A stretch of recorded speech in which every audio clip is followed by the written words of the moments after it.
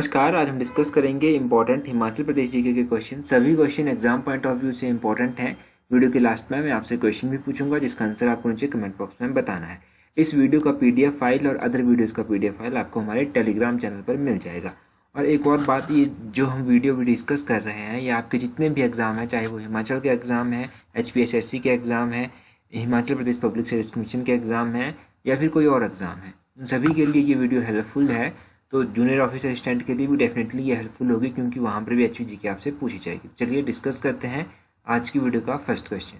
तो सबसे पहले क्वेश्चन में आपसे पूछा गया है कि how many Swachhata cafes will be set up by Himachal Pradesh government by 2023। तो हिमाचल प्रदेश में 2023 तक कितने स्वच्छता कैफे जो हैं वो स्थापित किए जाएंगे।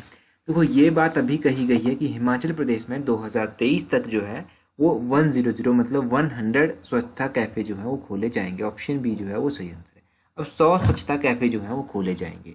इन स्वच्छता कैफे को 2023 तक खोला जाएगा और इनके ऊपर जो अनुमान लगाया गया है कितनी इन्वेस्टमेंट की जाएगी वो 10 करोड़ रुपए की इन्वेस्टमेंट है। अब ये स्वच्छता कैफे आफ्टर होते क्या हैं ये भी आपको पता होना चाहिए। तो देखो स्वच्छता कैफे का मतलब है कि सिंगल यूज प्लास्टिक जो है उसके यूज को रिड्यूस करना। जो रैग पिकर्स होते हैं, कूड़ा उठाने वाले होते हैं, उन लोगों से जो है वो सिंगल यूज प्लास्टिक को परचेज करना। ये तो आपको पता ही होगा कि सिंगल यूज प्लास्टिक जो है वो कितने रुपए की दर से हिमाचल प्रदेश सरकार ने खरीदने का डिसाइड किया है। तो सिंगल यूज प्लास्टिक को जो है हिमाचल प्रदेश सरकार ने डिसाइड किया कि हम 75 रुपये पर केजी की दर से जो है वो खरीदेंगे। ये तो आपको पता है। और स्वच्छता कैफे में एक और चीज़ होगी कि कूड़े के बदले में जो है वो क्या किया जाएगा, खाना लोगों को दिया जाएगा। जो भी लोग कूड़ा कलेक्ट कर कर लाते हैं उन लोगों को। अगर बात करें कि हिमाचल प्रदेश का पहला स्वच्छता कैफे जो है वो कहाँ पर उसका उद्घाटन किया गया था, तो उसका उद्घाटन जो था वो किया गया था हिमाचल प्रदेश के नालागढ़ में। अगर एग्जैक्टली आप बात करें तो रदियाली जगह का नाम है जहाँ पर ये पहला स्वच्छता कैफे जो था वो खोला गया था। और उसके बाद जो था दूसरा कैफे खोला गया नगर, जो कि कुल्लू में स्थित है। तो ये आप याद रखिएगा कि पहला स्वच्छता कैफे कब खोला गया, कहाँ पर खोला गया, कितने स्वच्छता कैफे जो है वो खोले जाएंगे, कब तक खोले जाएंगे, और प्लास्टिक जो है वो कितने रुपए की दर से खरीदी जाती है। 75 रुपये पर केजी की दर से खरीदी जाती है। नेक्स्ट क्वेश्चन देखते हैं। नेक्स्ट क्वेश्चन है Himachal Pradesh crop diversification project was started with the assistance of. तो हिमाचल प्रदेश में फसल विविधीकरण परियोजना किसकी सहायता से शुरू की जा रही है। तो हिमाचल प्रदेश में जो है ये फसल विविधीकरण योजना जो है वो जापान की सहायता से चलाई जा रही है। ऑप्शन ए जो है वो सही आंसर। अब इसके बारे में थोड़ी सी जानकारी ले लेते हैं। तो वो हिमाचल प्रदेश में क्रॉप डाइवर्सिफिकेशन प्रोजेक्ट जो है वो स्टार्ट किया गया था जापान इंटरनेशनल कोऑपरेशन एजेंसी के द्वारा, जिसको जीका भी कहा जाता है। इसको ये जीका के नाम से भी जाना जाता है। इसके द्वारा कब इसको इनॉग्रेट किया गया था या फिर कब चलाया गया था, 2011 में इसको चलाया गया था। और इसका एम क्या था, इसका एम था कि जो क्रॉप की डाइवर्सिफिकेशन है उसको प्रमोट करना। और 5 डिस्ट्रिक्ट जो थे इसके लिए सिलेक्ट किए गए थे। ये 5 डिस्ट्रिक्ट थे बिलासपुर, हमीरपुर, कांगड़ा, मंडी और ऊना। तो इन 5 जिलों के बारे में भी आप याद रखिए कि ये जीका प्रोजेक्ट कहाँ कहाँ पर चलाया जा रहा था, किन किन 5 जिलों में चलाया जा रहा था, या फिर क्रॉप डाइवर्सिफिकेशन प्रोजेक्ट जो है वो किसकी सहायता से चलाया जा रहा है, इसकी इम्प्लीमेंटिंग एजेंसी जो है वो कौन सी। तो इसकी इम्प्लीमेंटिंग एजेंसी है जीका, ये याद रखिए। अब देखो जहाँ तक मुझे याद है तो ये क्वेश्चन अभी तक एग्जाम में नहीं पूछा गया है, परंतु एक और क्वेश्चन इसी से रिलेटेड है जो एग्जाम में पूछा जा चुका है। वो है हिमाचल प्रदेश इकोसिस्टम क्लाइमेट प्रूविंग प्रोजेक्ट जो है वो किसकी सहायता से चलाया जा रहा है। तो हिमाचल प्रदेश इकोसिस्टम क्लाइमेट प्रूविंग प्रोजेक्ट जो है वो जर्मनी की सहायता से चलाया जा रहा है। और कितने ईयर्स के लिए चलाया जा रहा है, तो 7 ईयर्स के लिए चलाया जा रहा है। कहाँ कहाँ पर चलाया जा रहा है, तो डिस्ट्रिक्ट चंबा और डिस्ट्रिक्ट कांगड़ा में ये चलाया जा रहा है। और अगर बात करें में इसके रेशो क्या रखी है इन्होंने कि किस रेशो के ऊपर काम करेंगे, तो जर्मन सरकार कितना देगी और अपना जो स्टेट गवर्नमेंट है वो कितना देगी। तो जर्मन सरकार के द्वारा जो है वो 85.10% दिया जाएगा और हिमाचल सरकार के द्वारा जो है वो 14.90 दिया जाएगा। ये आप याद रखिएगा। जितनी भी जानकारी मैंने बताई वो सारी इंपॉर्टेंट है इन 2 प्रोजेक्टों के बारे में, जर्मनी का जो एक प्रोजेक्ट है और जापान का जो दूसरा प्रोजेक्ट है। इन दोनों प्रोजेक्टों को याद रखिएगा। नेक्स्ट क्वेश्चन है, ये प्रोजेक्ट तो अभी न्यूज़ में भी चला था इसीलिए मैंने इसको डिस्कस किया यहाँ पर। नेक्स्ट क्वेश्चन देखते हैं। नेक्स्ट क्वेश्चन है which of the following combination is not correct. इनमें से ऐसा कौन सा कॉम्बिनेशन है जो करेक्ट नहीं है। अच्छा, अगर करेक्ट नहीं है की बात की गई है तो इन संयोजन को आप देखिएगा। तो चुहार वैली कहाँ पर स्थित है, क्या ये सोलन में स्थित है, पब्बर वैली क्या यहाँ पर चांसल पीक पड़ती है या नहीं पड़ती है, और क्यारदादुन वैली क्या यहाँ पर दराती रेंज पड़ती है या नहीं पड़ती है, और बसपा वैली जो है क्या यहाँ पर चुंगसकांगो दर्रा पड़ता है या नहीं पड़ता है।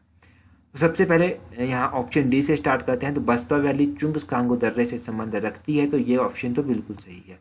और क्यारदादुन वैली जो है वो दराती रेंज, ये भी बिल्कुल सही है। क्यारदादुन वैली जो है वो डिस्ट्रिक्ट सिरमौर में स्थित है और दराती रेंज यहीं पर पड़ती है। और बात करें चांसल पीक की, चांसल पीक जो है वो पब्बर वैली में पड़ती है, बिल्कुल सही बात है। परंतु ये जो चुहार वैली है ये डिस्ट्रिक्ट सोलन में स्थित नहीं है, तो ये कहाँ पर स्थित है, तो ये ऑप्शन इसका सही है, संयोजक सही नहीं है।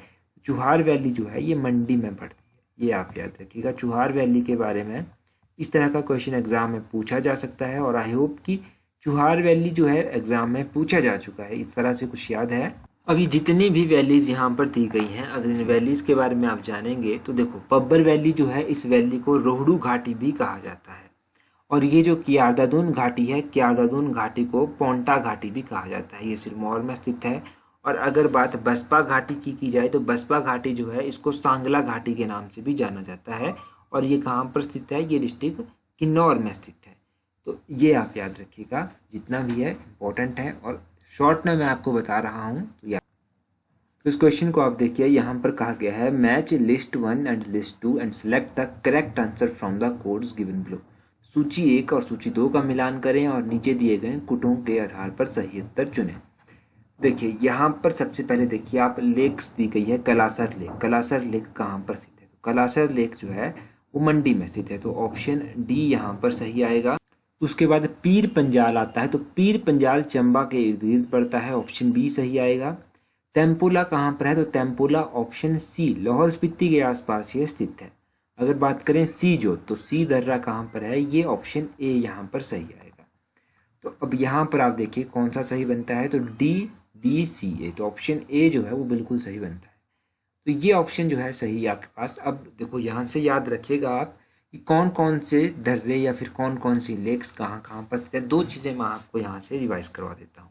एक तो देखो, जितने भी डिस्ट्रिक्ट कुल्लू में दर्रे हैं उनको आप याद रखिएगा। एक तो रसोल दर्रा है, चंद्रखानी दर्रा है, गारू दर्रा है, सी दर्रा है, सी जोत भी इसको कहते हैं, एनिमल दर्रा है, एनिमल पास यानी कि, तो जलोरी दर्रा है, जलोरी दर्रा। ये सभी दर्रे कहाँ पर हैं, ये कुल्लू में स्थित है। और डिस्ट्रिक्ट मंडी की बात करें तो डिस्ट्रिक्ट मंडी में कौन कौन सी लेक्स जो हैं वो पड़ती हैं, तो डिस्ट्रिक्ट मंडी में एक तो स्थित है रिवालसर लेक, एक स्थित है परासर लेक, एक स्थित हो गई कलासर लेक, नेक्स्ट है कुमारवाह लेक, ये भी डिस्ट्रिक्ट मंडी में स्थित है। कुमारवाह के बाद जो है वो कुंतभ्योग लेक कहाँ पर है, कुंतभ्योग लेक भी मंडी में स्थित है। सुखसार लेक कहाँ पर है, सुखसार लेक ये भी मंडी में स्थित है। तो ये इंपॉर्टेंट लेक्स आप याद रखिएगा मंडी की। तो मंडी की लेक्स और कुल्लू के दर्रे, ये दो चीज़ें हमने रिवाइज की, दोनों चीज़ें आप याद रखिए। नेक्स्ट क्वेश्चन देखते हैं हमारे पास क्या है। नेक्स्ट क्वेश्चन में कहा गया है which of the following region not the kind of marriage in the Himachal Pradesh. तो रीजन की स्पेलिंग गलत है। हिमाचल प्रदेश में निम्नलिखित में से कौन सी प्रथा विवाह का प्रकार नहीं है। तो देखो, हिमाचल प्रदेश में विवाह का प्रकार कौन सा नहीं है। फख्तुन जो है वो तो विवाह का टाइप है, धाब धाब जो है ये भी विवाह का टाइप है, और तवैंगस्टन जो है ये भी विवाह का टाइप है। ऑप्शन बी जो है ये विवाह का टाइप नहीं है, तो ये सही आंसर होगा। तोंगलोंग क्या है ये भी आपको पता होना चाहिए अगर ये विवाह का टाइप नहीं है। तो तोंगलोंग जो है वो कहा जाता है last wish of dying man, मतलब जो इंसान मर रहा होता है उसकी जो अंतिम इच्छा होती है उसको तोंगलोंग कहा जाता है। अब ये तेभांगस्टन की बात करते हैं। सबसे पहले तेभांगस्टन जो है वो लाहौल रीजन में जो है वो विवाह का टाइप है, और ये एक थेफ्ट टाइप है, मतलब थेफ्ट मैरिज का टाइप है। चोरी कर शादी की जाने वाली बात है यहाँ पर, तेभांगस्टन उसको कहा जाता है। और उसके बाद ये जो दाव धाव है ये ट्राइबल मैरिज है, यानी कि किन्नौर में इस मैरिज को प्रैक्टिस किया जाता है। और फख्तुन की बात करें तो फख्तुन भी एक मैरिज का टाइप है, और फख्तुन मैरिज का टाइप जो है वो मुख्य रूप से पाया जाता है खम्पा लोगों के बीच। तो ये खम्पा और ये किन्नौर, और इसकी अगर बात करें तेभांगस्टन की तो ये लाहौल रीजन में पाया जाता है। और तोंगलोंग के बारे में आपको पता चल गया कि ये last wish of dying man जो है वो होती है। इतना सब तो आप इन मैरिज के टाइप के बारे में याद रख लीजिए। नेक्स्ट क्वेश्चन देखते हैं हमारे पास क्या है। नेक्स्ट क्वेश्चन है which princely state on the Bantony building of Shimla town and used it as summer palace. तो शिमला शहर की बैंटनी कोठी जिसे ग्रीष्मकालीन महल के रूप में प्रयोग किया जाता था किस रियासत की थी? तो ये सिरमौर रियासत की थी। ऑप्शन डी जो है वो सही आंसर है। अब ये सिरमौर रियासत की थी, तो कुछ इंपॉर्टेंट बिल्डिंग्स हैं हिमाचल प्रदेश की, जो ओल्ड बिल्डिंग्स हैं उनको एक बार रिवाइज कर लेते हैं। तो यहाँ पर देखिए रोतनी कैसल बिल्डिंग जो है वो 1838 में ए.ओ. ह्यूम के द्वारा जो था यहाँ पर इंडियन नेशनल कांग्रेस की स्थापना की गई थी। गॉर्डन कैसल बिल्डिंग जो है यहाँ पर 1901-1904 में इसको बनाया गया था नियो गॉथिक आर्किटेक्ट स्टाइल में। प्रेजेंट टाइम में यहाँ पर एजी ऑफिस यानी कि अकाउंटेंट जनरल ऑफिस स्थित है। पोस्ट ऑफिस बिल्डिंग शिमला जो है उसे 1882 में कॉनी कोटेज बिल्डिंग के नाम से भी जाना जाता है। 1882 में ये बनी थी। राष्ट्रपति निवास को दी रिट्रीट के नाम से जाना जाता है। 1850 में ये बना था। प्रेजेंटली जो कमांडर हाउस है स्क्वायर ट्रैक कहते हैं, उसको भी रिट्रीट के नाम से जाना जाता है।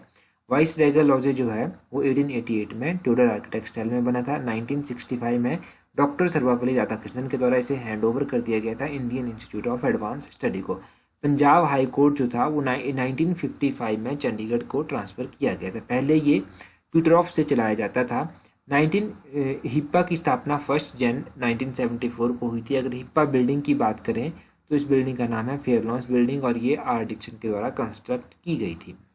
अगर नेक्स्ट आप देखेंगे तो ओक ओवर जो है वो हिमाचल प्रदेश के मुख्यमंत्री का ऑफिशियल रेजिडेंस है। इंपेरियल बैंक बिल्डिंग जो है उसको डलचल हाउस बिल्डिंग के नाम से भी जाना जाता है और ये कहाँ पर है? ये शिमला में है। रविंद्रनाथ टैगोर जब शिमला आए थे तब वो वुडफील्ड बिल्डिंग में ठहरे थे। हिमाचल प्रदेश हाई कोर्ट की जो बिल्डिंग है उसका नाम है रेवेंसवुड बिल्डिंग। ऑफिशियल रेजिडेंस जो चीफ जस्टिस ऑफ हिमाचल का है वो है आर्म्सडेल बिल्डिंग के नाम से उसको जाना जाता है। और ये आर्म्सडेल बिल्डिंग जो है ये 1863 में बनी थी। लेबर ब्यूरो बिल्डिंग जो था 1927-28 में बनी थी और क्लेरमोंट बिल्डिंग के नाम से इसको जाना जाता है। हेनरी इरविन के द्वारा टाउन हॉल बिल्डिंग का निर्माण किया गया था। Barnes court 1832 neo Tudor architect style में बना था, इसको राजभवन के नाम से भी जाना जाता है। रेलवे बोर्ड बिल्डिंग जो है यहाँ पर हेरिटेज हाउस और लोविले हाउस के नाम से इसको जाना जाता है। प्रेजेंट टाइम में जो सेक्रेटरीट है हिमाचल प्रदेश सरकार का वो एलर्जाइल बिल्डिंग पर स्थित है। वाइल्ड फ्लावर हॉल जो है वो लॉर्ड किचनर का रेजिडेंस रह चुका है। यूएस क्लब शिमला रेजिडेंस रह चुका है सर जेरमिया बैरियाट का। गेटी थिएटर 1887 में नियो गॉथिक आर्किटेक्ट स्टाइल में बना था। तो ये सब आप याद रखिएगा बिल्डिंग के बारे में, जितनी भी जानकारी बताई वो सभी इंपॉर्टेंट है। नेक्स्ट क्वेश्चन है हमारे पास, Durand football tournament was started from Annandale in which year. तो ये जो शिमला का अनाडेल ग्राउंड है यहाँ से डूरंड फुटबॉल टूर्नामेंट की शुरुआत की गई थी। तो कब की गई थी इसकी शुरुआत? 1888 में। ऑप्शन ए जो है वो सही आंसर है। 1888 में इसकी शुरुआत की गई थी, ये तो आपको पता होगा। कई बार एग्जाम में पूछा जाता है कि डूरंड कप जो है वो किससे संबंधित है, तो डूरंड कप फुटबॉल से संबंधित है, क्योंकि ये क्वेश्चन भी एग्जाम में पूछा जा चुका है। एक क्वेश्चन अभी एग्जाम में पूछा गया था HPSSC के एग्जाम में अनाडेल से रिलेटेड, वो था कि वाइस रेगल डांस जो है वो अनाडेल में जो था वो किया गया था और किसके ऑनर में किया गया था? तो क्वीन विक्टोरिया के ऑनर में किया गया था। ये कब किया गया था? तो देखो जब क्वीन का बर्थडे था उस टाइम ये किया गया था। 24 मई 1839 को ये किया गया था। ये आप याद रखिएगा, 24 मई 1839, ये इंपॉर्टेंट है। ये एग्जाम में पूछा गया था कि वाइस रेगल डांस कब परफॉर्म किया गया, तो 1839 में परफॉर्म किया गया अनाडेल ग्राउंड में। नेक्स्ट क्वेश्चन देखते हैं। नेक्स्ट क्वेश्चन हमारे पास क्या है? नेक्स्ट क्वेश्चन में पूछा गया है, an important historical document the Nirmand copper plate issued by which of the following. तो निर्मंड ताम्र पत्थर जो कि एक महत्वपूर्ण ऐतिहासिक दस्तावेज है, निम्नलिखित में से किसके द्वारा जारी किया गया था? तो ये जारी किया गया था समुद्र सेन के द्वारा। ऑप्शन सी जो है वो सही आंसर है। राजा समुद्र सेन ने इसको जारी किया था और कौन सी सेंचुरी में इसको जारी किया था? अभी तक एग्जाम में क्वेश्चन पूछा गया है कि कौन सी सेंचुरी में इसको जारी किया गया था, तो 7th सेंचुरी में इसको जारी किया गया था। ये भी आप याद रखिएगा। बस यहाँ से आप इतनी सी जानकारी याद रखिएगा, ये इंपॉर्टेंट जानकारी। नेक्स्ट क्वेश्चन देखते हैं, राजा का तालाब विच इज सिचुएटेड इन। तो अभी न्यूज़पेपर में ये चीज़ आई थी। तो राजा का तालाब कहाँ पर स्थित है? राजा का तालाब जो है वो स्थित है डिस्ट्रिक्ट कांगड़ा में। डिस्ट्रिक्ट कांगड़ा के नूरपुर के आसपास कहीं स्थित है ये, तो ऑप्शन ए जो है वो सही आंसर होगा इस क्वेश्चन का। अच्छा, अब डिस्ट्रिक्ट कांगड़ा के बारे में थोड़ा सा आपको बता देता हूँ। डिस्ट्रिक्ट कांगड़ा में जो है वो अक्षर कुंड भी स्थित है। तो अक्षर कुंड कहाँ पर है? डिस्ट्रिक्ट कांगड़ा में स्थित है। कुणाल पत्थरी माता का मंदिर कहाँ पर स्थित है? तो कुणाल पत्थरी माता का मंदिर जो है वो डिस्ट्रिक्ट कांगड़ा में स्थित है। और जयंती माता का मंदिर कहाँ पर है? तो जयंती माता का मंदिर भी डिस्ट्रिक्ट कांगड़ा में स्थित है। ये बेसिक सी जानकारी मैंने आपको बताई कांगड़ा के बारे में, ज़्यादा डिस्कस नहीं करेंगे कांगड़ा के बारे में। और देखो विच of the following combination is not correct, तो निम्नलिखित में से कौन सा संयोजक सही नहीं है। देखो अगर आप एक बात समझ, इंडिया में ऐसे 3 हिल स्टेशन हैं जहाँ पर रेलवे लाइन चलती है और उस रेलवे लाइन को यूनेस्को की हेरिटेज लिस्ट में भी शामिल किया गया है। वो कौन कौन से हैं? वो है कालका Shimla railway line, Darjeeling railway line और नीलगिरी माउंटेन रेलवे लाइन। अब यहाँ पर जो आपको बताना है वो बताना है कि कब कब इनको यूनेस्को की हेरिटेज लिस्ट में शामिल किया गया था। सबसे पहले नंबर पर आता है कालका शिमला रेलवे लाइन, तो क्या इसको 2008 में किया गया था। दूसरे नंबर पर आता है दार्जिलिंग रेलवे लाइन, तो क्या इसको 1999 में किया गया था। और उसके बाद आता है नीलगिरी रेलवे लाइन, क्या इसको 2005 में किया गया था, या फिर ये तीनों ही सही है। तो अगर आप बात करेंगे तो option D all of these are correct, ये तीनों के तीनों ही सही है। ये जो अपना कालका शिमला रेलवे लाइन है इसको 2008 में जो था वो दर्ज किया गया था यूनेस्को की हेरिटेज लिस्ट में। दार्जिलिंग रेलवे लाइन जो है इसको 1999 में किया गया था और नीलगिरी रेलवे लाइन जो है इसको 2005 में किया गया था। तो ये 3 चीज़ें आप याद रखिए, तीनों की तीनों चीज़ें एग्जाम में पूछी गई हैं, तो ये आपको याद रखना है।